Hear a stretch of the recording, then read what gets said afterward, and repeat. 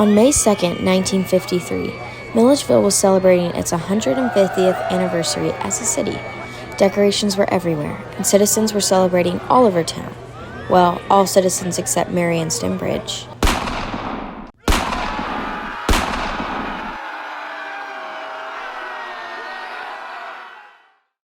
Marion is probably one of the most colorful characters in Milledgeville's history. According to him, he was a businessman, a grocer, and a banker. Most of the people in Milledgeville would say he was a loan shark, though. He made his living charging high interest to people who really couldn't afford it. Stembridge accumulated almost $1 million from being a loan shark and taking the hard-earned money of others for himself. At what he's most deeply concerned with. Money. His clients were terrified of Stembridge because he carried 3 guns on him at all times to intimidate and threaten them. In 1949, one resident by the name of Johnny Cooper decided that he had had enough. Cooper parked a black sedan that he impulsively purchased months prior outside of Stembridge's store with a message that read, "You can have this pile of steel in exchange for my note."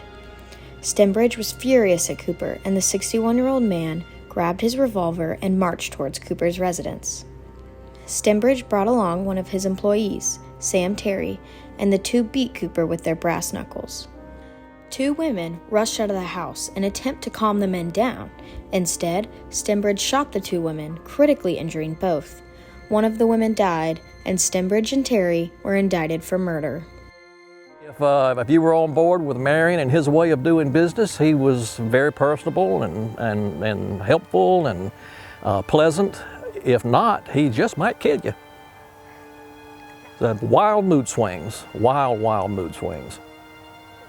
Marion Stembridge was sentenced to 1 to 3 years in prison for his actions. He blamed the attorney, Marion Ennis, and Judge George Carpenter for his arrest. After 3 years and 2 appeals, one to Georgia courts and one to the Supreme Court, Stembridge was acquitted on a writ of habeas corpus. Neither Marion nor Sam Terry served time for the crime. He's clever then, living the way he does and hiding the money. Marion Ennis, Baldwin County's district attorney, decided to reopen the case against Stembridge as he wasn't comfortable with the fact that Marion had escaped without consequences. Ennis enlisted the help of another Milledgeville attorney, Stephen T. Bivens, to help bring justice to Stembridge. Marion was reported to the Internal Revenue Service. They sent 2 agents down here. They nosed through his books, according to Marion. He sat across from them for 2 days while they went through his books, got fed up, threw $10,000 on the table and told them to get the hell out of his office and not come back. May 2nd, 1953, he closed up his store, walked down the street to the Black Box Theater. His office was, Marion Ennis's office was on the 2nd floor. He flung his door open, pointed his gun at him, shot him 3 times in the chest, and he was dead before he hit the floor. He went next door to Pete Bibbins' office, which is where the Baldwin County Courthouse stands now, and did the same thing. He shot him once in the chest, turned around and walked back down to his office, poured a good stiff drink, and waited on Milledgeville Police Department to come and arrest him, when he pulled his pistol out and used his last .38 on himself. What drove Marion to commit murder? Was he mentally unstable or purely evil? Marion grew up in a prominent family in Milledgeville, Georgia. He was born August 28, 1892, to his mother Mary Lever and father John Wesley Stembridge. Marion grew up as one of 5 children. He had 1 brother and 3 sisters. Marion and his mother had a special bond that he did not have with the rest of the family.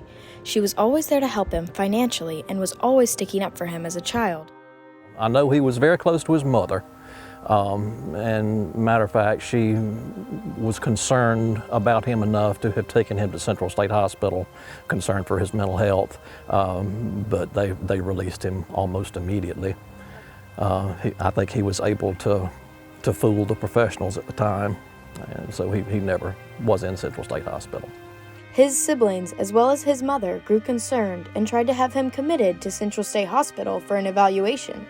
Marion, who was 19 at the time, was able to get around the psych evaluation.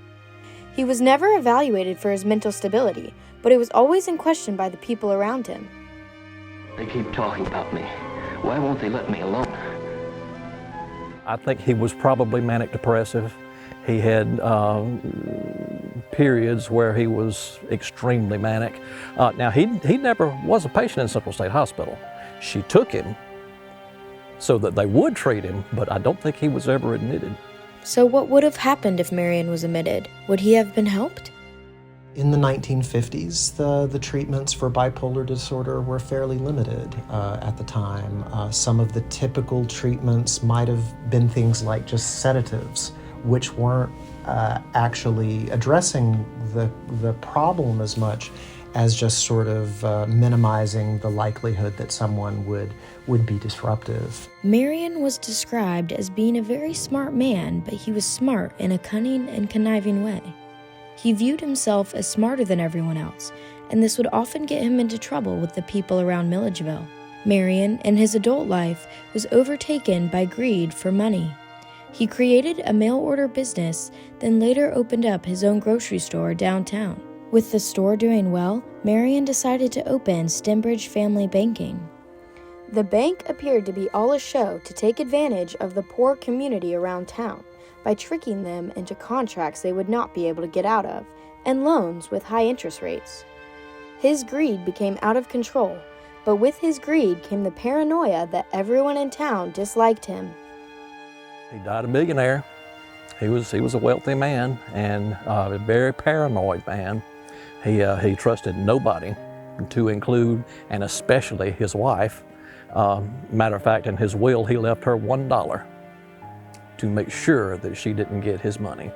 Marion Stembridge was suspected of suffering from a mental health disorder. He was paranoid, exhibited eccentric behavior, and had intense mood swings. Some believe he had manic depressive disorder, otherwise known as bipolar disorder. Bipolar disorder is formerly known as manic depressive disorder, and it's a mood disorder that's characterized by two poles. That's where the term bipolar comes from. One of those poles are depression symptoms, things like sad mood, sleep disruption, loss of motivation, suicidal thoughts, things like that.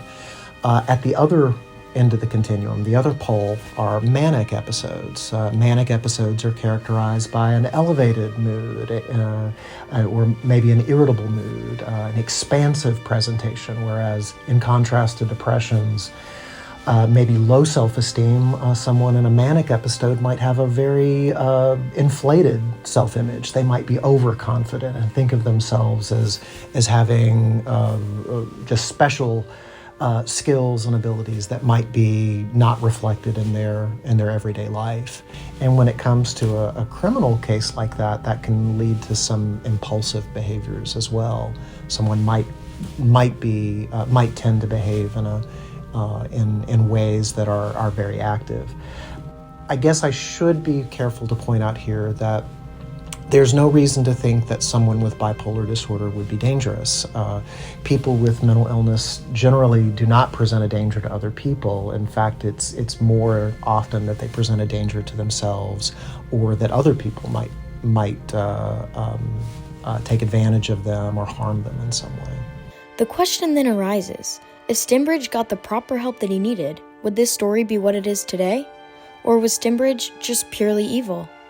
I think the majority of what happened with Marion had to do with his instability than pure evil.